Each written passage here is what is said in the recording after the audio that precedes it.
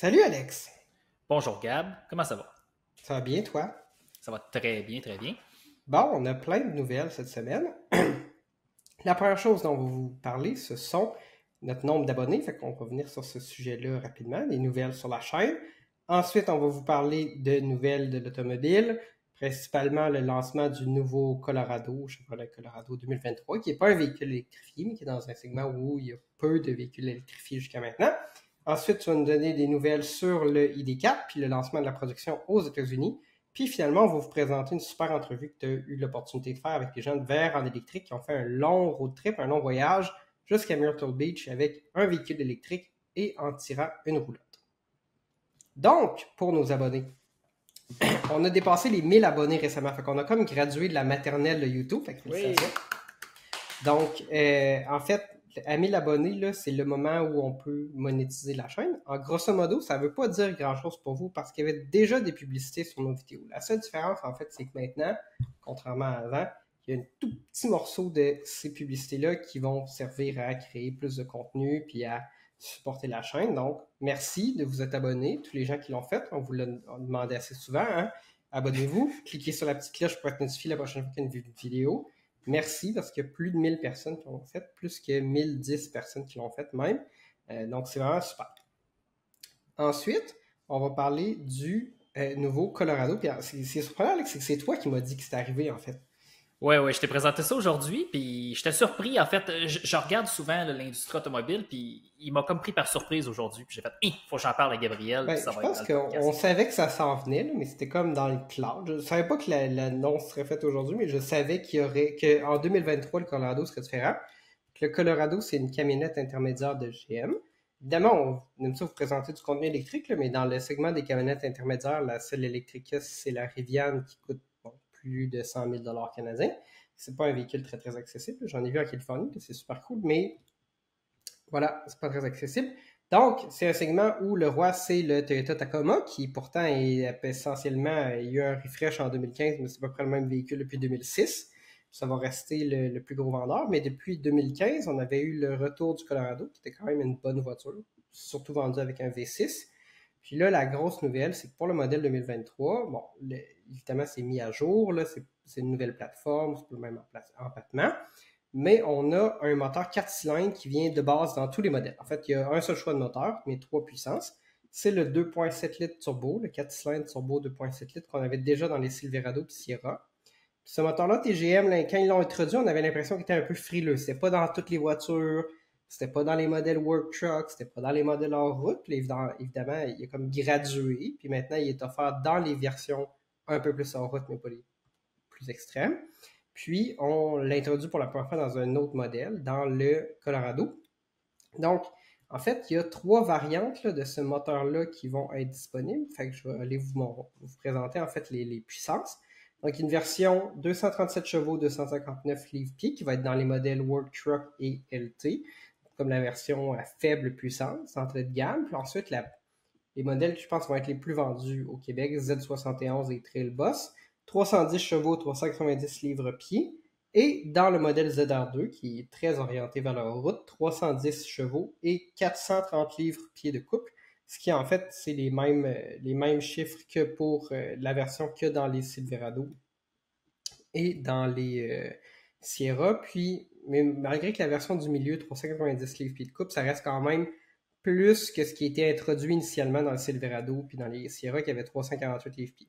La 390 ou 430, c'est ce qu'il y a de mieux dans le segment. En fait, il n'y a aucun modèle de camionnette intermédiaire qui a autant de couple. Fait que ça, c'est super bien. C'est même plus que l'ancien modèle diesel qui était 2.8 litres, 4 cylindres, pas très puissant, 180 chevaux, qui n'était pas très intéressant. Euh, Ce qui est dommage, c'est que ça ne sera pas plus économique. Ça va être à peu près probablement 10 litres au 100 sur l'autoroute, 12 litres au 100 en ville. Quelque chose comme ça, on n'a pas les chiffres officiels. Mais ce qui est bien, c'est qu'il y a un modèle Trail Bus qui n'existait pas avant. Fait qu'une version plus utilitaire avec les gros plastiques, qui est plus haut. Il n'y a pas nécessairement un ZR2, qui n'a pas la suspension de performance en route, Badger Racing, High Speed, Jump, truc muche, mais qui, tu sais, bon, va avoir le look d'une version en route plus utilitaire avec ce qu'on appelle le body cladding, le plastique sur le dos. Puis ça, c'est la version que je trouve la plus intéressante. Donc, on s'attend à ce que ça soit à peu près aux environs de 45 000 pour ces versions-là, plus de 50 000 pour les versions ZR2, probablement aux environs de 30 000 pour les versions de travail. C'est pas mal ça, en fait. Là. On ne sait pas si le Super Cruise va être offert, mais on sait que ça va être sur la nouvelle plateforme d'architecture électrique. Tu peux peut-être nous en parler un peu plus là, de GM. Ouais, ça ne sera pas électrifié comme véhicule, mais toute l'architecture électronique pour les fonctions, l'interface, les boutons, tout ça, ben, ça va être exactement comme le Cadillac Lyriq, le Blazer EV. Donc, comme vous voyez dans les images, là, Google Maps natif, ça, c'est toute leur nouvelle plateforme de logiciel de GM. Super Cruise pourrait être disponible, mais c'est pas dans là, mais ça pourrait être possible de le mettre. Comme je dis, les boutons. Puis ça, je trouve ça très rafraîchissant parce que, tu sais, dans le fond, GM a mis énormément d'argent pour développer toute cette architecture-là électronique pour ce nouveau véhicule électrique, mais tant qu'à faire, mêler dans les véhicules à essence. Donc, moi, je trouve ça super intéressant. Reste à voir si ça va être exactement les mêmes fonctions, mais selon les images, ça semble être le même logiciel et la même interface. Je pense que grosso modo, ça va être un bon véhicule, mais comme toutes les camionnettes intermédiaires, ça va être un peu cher pour ce que c'est. Ça va être aux environs des prix d'une camionnette pleine grandeur de base, mais pour un véhicule plus petit, qui a une consommation d'essence similaire. Mais moi, j'aime ça, ce format-là. Là, je trouvais que le Maverick, qui est évidemment plus petit, c'est pas dans le même segment, là, qui est aussi 10 000 moins cher, c'était super intéressant. Mais c'était surtout parce que le segment n'était pas très compétitif dans les camionnettes intermédiaires. Puis évidemment, il va falloir que Toyota et les autres réagissent. Je pense surtout au niveau des motorisations, ce segment où il y a peu de modèles qui ont des motorisations modernes. Donc là, GM arrive avec une motorisation un peu plus moderne, et pas électrifiée. Je vais essayer que ce soit hybride. Mais je pense que ça va forcer les autres à réagir. Puis ça va peut-être pouvoir relancer ce segment-là un peu plus. Donc, prochain sujet, la production du ID4 aux États-Unis. Donc, le 26 juillet, donc mardi, Volkswagen Amérique du Nord a annoncé en grande pompe via une relâche de presse que la production était maintenant entamée pour de vrai. Il y avait plusieurs dizaines de modèles, plusieurs ID4 qui avaient été produits à l'usine de Chattanooga au Tennessee. Donc, la production, là, 3 chiffres, 24 heures sur 24, ça roule maintenant. Dans le fond, puis ne vous inquiétez pas, c'est pas seulement réservé aux modèles Statement, c'est des versions 2 roues motrices, des versions 4 roues motrices, des modèles Statement, des modèles pas Statement. Là, c'est tout ce que les gens ont commandé est maintenant en production. Les livraisons vont commencer à partir de octobre 2022. Ça, c'est dans la relâche de presse de Volkswagen. Puis là, les images que vous voyez à votre écran, là, c'est des images qui ont été filmées à l'intérieur de l'usine. Dans le fond, c'est pas de la poudre aux yeux, c'est vrai. Volkswagen est commis à livrer ces véhicules-là rapidement. Pour ceux qui ont commandé au Québec, comme dans mon cas, là, évidemment, les concessionnaires n'ont pas encore de nouvelles parce que je pense que ce n'est pas encore super clair. Là. Laissons encore un mois là, à la production là, dans le fond, à accélérer. Là. Puis d'ailleurs, parlant de production, pour ce qui est des chiffres par mois, on parle de 3000 unités pour le mois d'août. Ensuite, 4000 unités pour les mois subséquents. Et vers la fin de l'année, on parle de 7000 ID4 produits par mois dans cette usine-là. Dans le fond, la capacité de production qui était pour la Volkswagen Passat, qui n'est plus vendue maintenant et maintenant utilisée pour les ID4. Et aussi, chose importante, on parle de chaîne d'approvisionnement avec le COVID, tout ce qui s'est passé.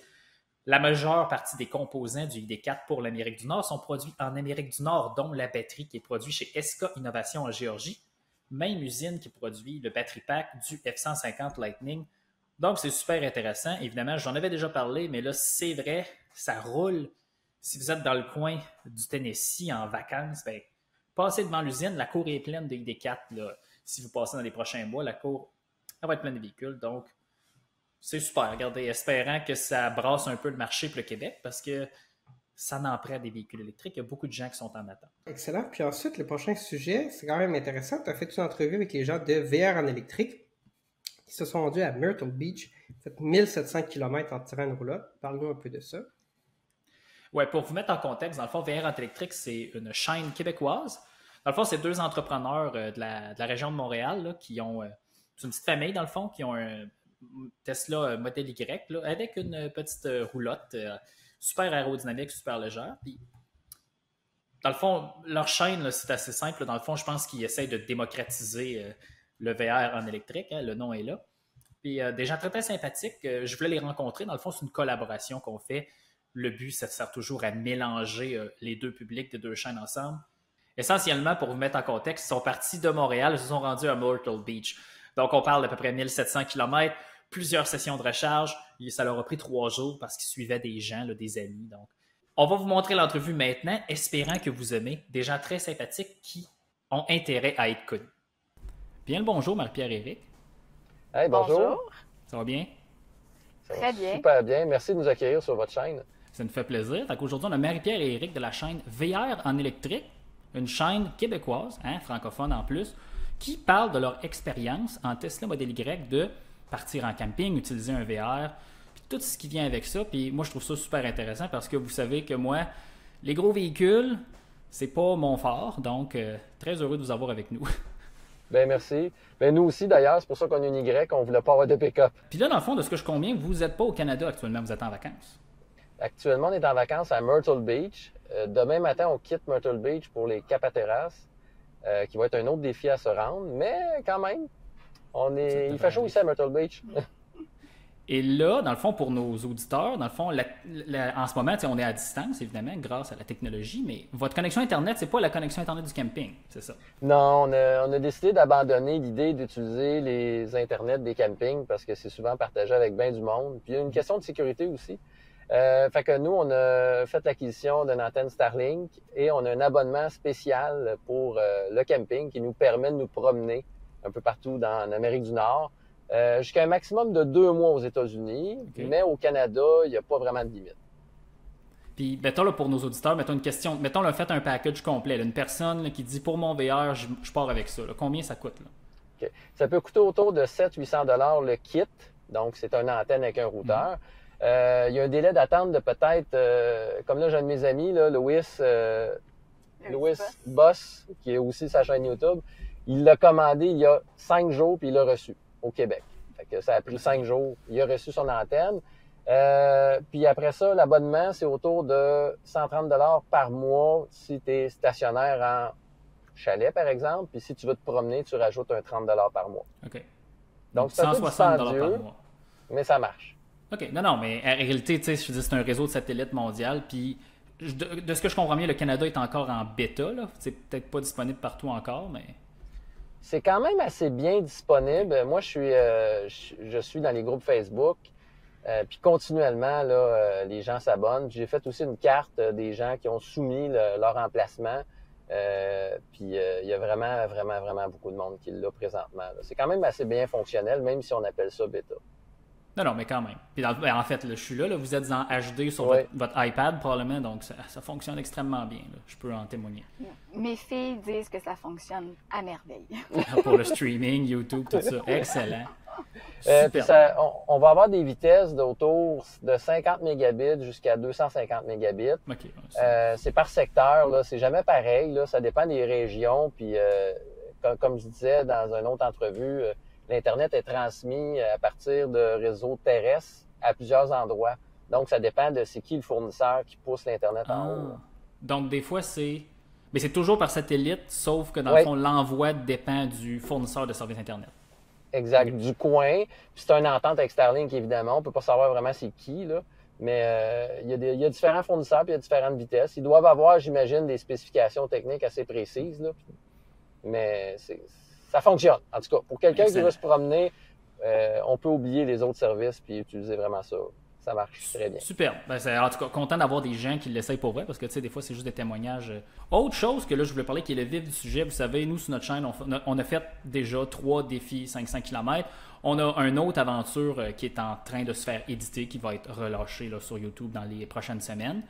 Mais vous êtes à Myrtle Beach avec un Tesla Model Y, voiture électrique, avec une roulotte. Et là, ce que je voudrais, c'est que vous m'expliquiez le temps que ça l'a pris, vos embûches, ou si ça s'est très bien passé, et un peu votre, on va dire en anglais, votre setup pour faire ça. Parce qu'en réalité, voyez-vous, il commence à pleuvoir, mais ça va être correct. Mais ouais, comment ça s'est passé, votre 1800 km de route?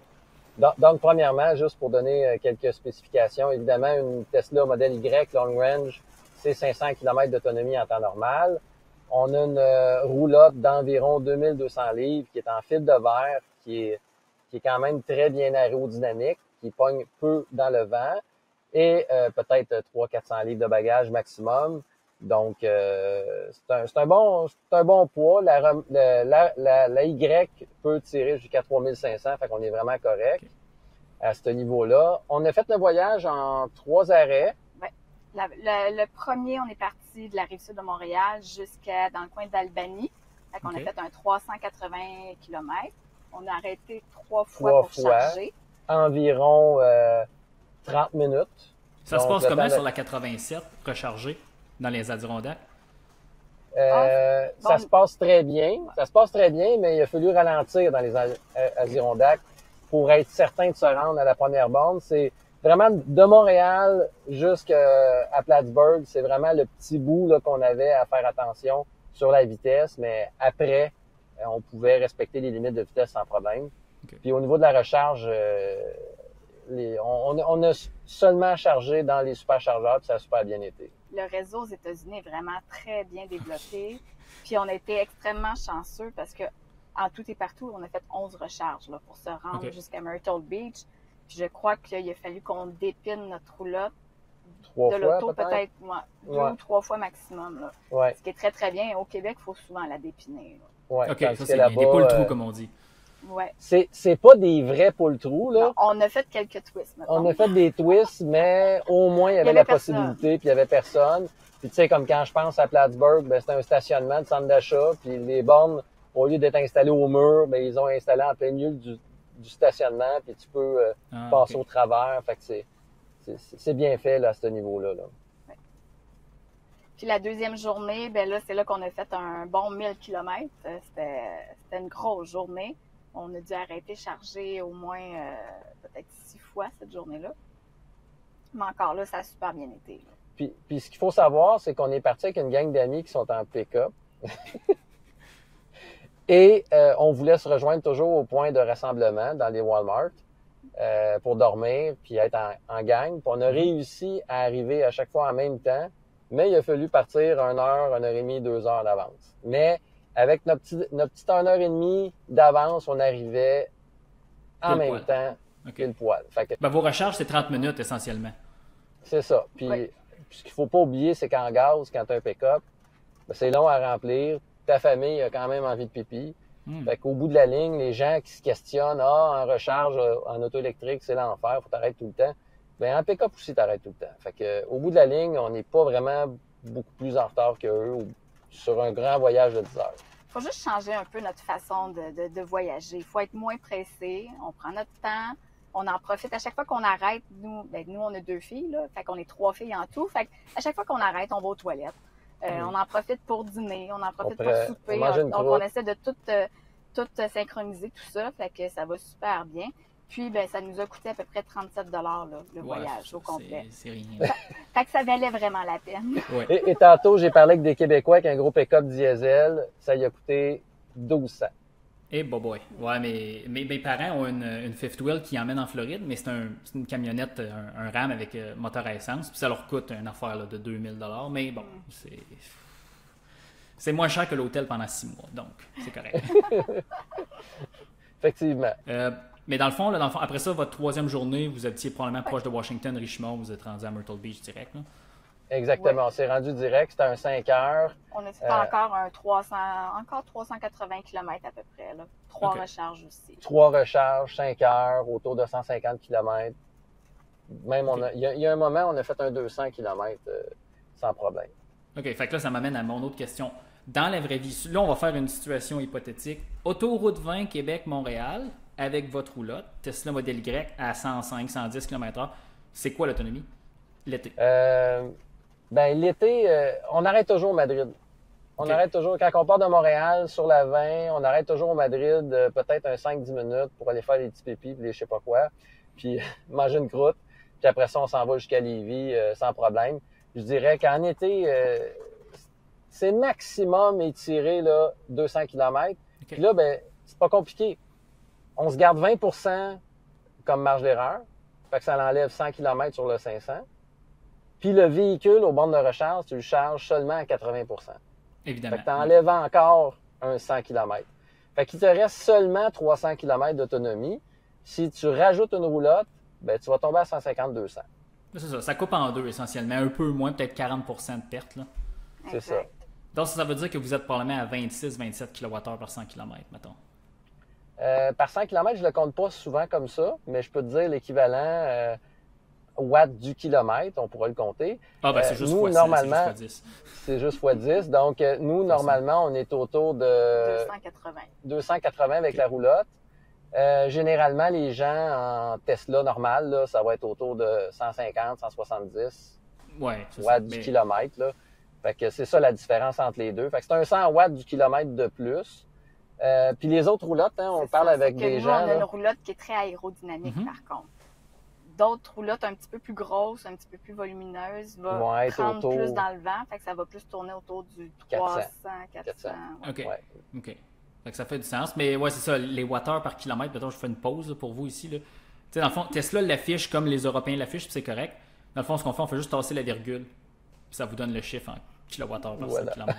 C'est aussi simple que ça. Fait que quand vous dites 280, je suis comme, OK, 28. C'est comme... 28. C'est ça. Pour vous donner une idée, là, F-150 électrique, là, ce qu'on recommence à pogner, là, c'est dans la vraie vie, là, à l'âge, 33, 35. 330, 350. Ouais. Ça, c'est rien, là, juste de même, là, sur l'autoroute. Ça consomme beaucoup. OK. Ouais, mais c'est lourd. OK, fait qu'il y a moins d'autonomie, là. Ben, il y a une batterie de 130 kWh. OK. Fait. Mais c'est ça. Mais ils l'ont essayé, TFL, un des des chaînes YouTube anglaises qu'on aime beaucoup, là, ça coupe complètement en deux l'autonomie. Ça ressemble, mais en réalité, moi, c'est quelque chose que... Ça ressemble partout. C'est ça. Moi, c'est quelque chose que j'aime dire aux gens. Les gens disent « Ah, l'autonomie, les électriques, l'hiver, ça coupe en deux. » Ou quand tu... Oui, mais une auto à essence, là... L'hiver, ça coupe en deux. Puis quand tu remorques, ça fait x2. Effectivement, le temps de ravitaillement est beaucoup plus rapide. C'est un fait. Sauf que c'est pas vrai qu'une voiture électrique est moins efficace. Elle est plus efficace même parce que ça consomme à peu près 8 à 9 fois moins qu'une voiture à essence, énergie par énergie, mais bon, c'est la capacité d'entreposer l'énergie dans les véhicules qui est complexe. C'est ça le défi. C'est pas l'efficacité en fait. Ensuite, avez-vous d'autres projets par rapport à ce voyage-là? Est-ce que vous allez ailleurs aussi? Ou vous venez direct au Québec?